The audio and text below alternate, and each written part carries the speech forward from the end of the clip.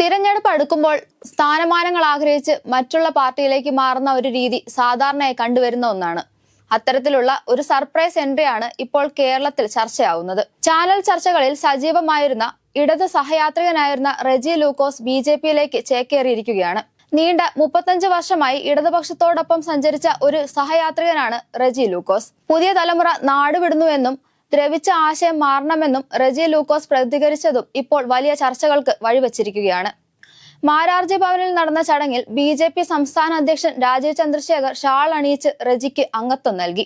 ദ്രവിച്ച ആശയങ്ങൾക്ക് ഇനി പ്രസക്തിയില്ലെന്നും BJPയുടെ വികസന ആശയങ്ങളിൽ പ്രതീക്ഷയുണ്ടെന്നും പറഞ്ഞ് റെജി ലൂക്കോസ് CPMനെതിരെ പ്രതികരിക്കുകയുണ്ടായി. ആശയപരമായി രാഷ്ട്രീയ യുദ്ധത്തിനുള്ള സാഹചര്യം ഇപ്പോൾ കേരളത്തിലില്ല. യുവാക്കൾ നാടുവിടുന്നു. അങ്ങനെ പോയാൽ കേരളം വൃദ്ധാലയമാകും. BJPയുടെ വികസന ആശയങ്ങളിൽ പ്രതീക്ഷയുണ്ടെന്ന് പറഞ്ഞ റെജി ലൂക്കോസ് ഇനി മുതൽ ശബ്ദിക്കുന്നത് BJPക്ക് വേണ്ടി മാത്രമാണെന്നും ദൃഢമായി വ്യക്തമാക്കിയിരിക്കുകയാണ്.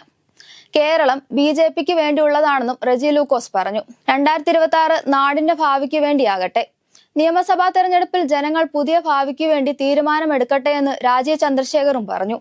ജനുവരി 11 അമിത്ഷാ വരും. തിരഞ്ഞെടുപ്പ് ക്യാമ്പയിൻ ഉദ്ഘാടനം ചെയ്യും. തദ്ദേശ തെരഞ്ഞെടുപ്പിൽ വ്യക്തമായ സന്ദേശം ജനങ്ങൾ തന്നുവെന്നും അദ്ദേഹം കൂട്ടിച്ചേർത്തു. BJP മുന്നോട്ട് വെക്കുന്ന വികസിത കേരളം എന്ന മുദ്രാവാക്യം ജനങ്ങൾ അംഗീകരിച്ചുവെന്നാണ് തദ്ദേശ തെരഞ്ഞെടുപ്പ് ഫലം സൂചിപ്പിക്കുന്നതെന്ന് രാജീവ് ചന്ദ്രശേഖർ പറഞ്ഞു. നിയമസഭയിലും ഈ മുദ്രാവാക്യം തന്നെയാവും മുന്നോട്ട് വെക്കുന്നത്. ശബരിമല സ്വർണ്ണക്കൊള്ള പോലുള്ള വിഷയങ്ങളിൽ സർക്കാരിനെ പിന്തുണച്ച് ചാനൽ ചർച്ചകളിൽ സജീവമായി ഉണ്ടായിരുന്ന റെജി ലൂക്കോസ് ഇപ്പോൾ BJP പാളയത്തിലേക്ക് പോയത് ഏവരെയും ഞെട്ടിച്ചിരിക്കുകയാണ്. ഒട്ടും പ്രതീക്ഷിക്കാതെയുള്ള ഈ പാർട്ടി മാറ്റം ഇപ്പോൾ കേരളത്തിലെ പ്രധാന ചർച്ചയായി മാറിയിരിക്കുകയാണ്.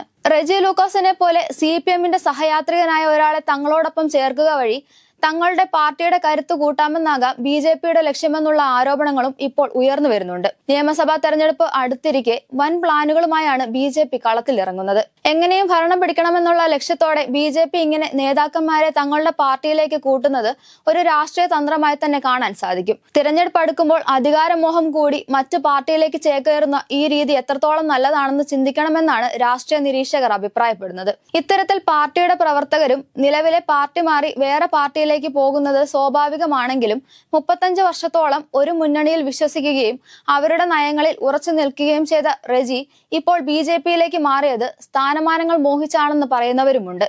വികസനം നടക്കണമെങ്കിൽ BJPക്കൊപ്പം ചേരണമെന്ന അദ്ദേഹത്തിന്റെ വാക്കുകൾ ഇപ്പോൾ ശ്രദ്ധിക്കപ്പെടുകയാണ്. കേരള കോൺഗ്രസുകളിലെ പ്രമുഖ നേതാക്കളെ മുന്നണിയിലെത്തിക്കാൻ നീക്കമുള്ളതായും വാർത്തകൾ പുറത്തു വരുന്നുണ്ട്. നേതാക്കന്മാരിൽ പലരും അവരുടെ പാർട്ടിയിൽ അതൃപ്തരാണെന്നും പാർട്ടിയുടെ ഭാവിയിൽ അവർക്ക് ആശങ്കയുണ്ടെന്നും വാദങ്ങളും ഉയർത്തുകയാണ്. തങ്ങളുടെ ആശയങ്ങളോട് ചേർന്ന് നിൽക്കുന്നവരെ ഒപ്പം കൂട്ടുമെന്നാണ് BJPയുടെ നിലപാട്.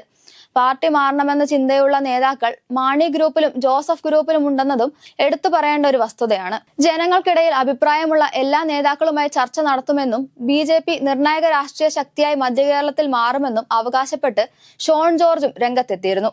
എന്നാൽ ഇത്തരത്തിൽ ആളുകളെ കൂട്ടുന്നതിലൂടെ വിജയം കൈവരിക്കാൻ BJPക്ക് ആകുമോ എന്ന ചോദ്യവും ഇപ്പോൾ പ്രസക്തമാണ്.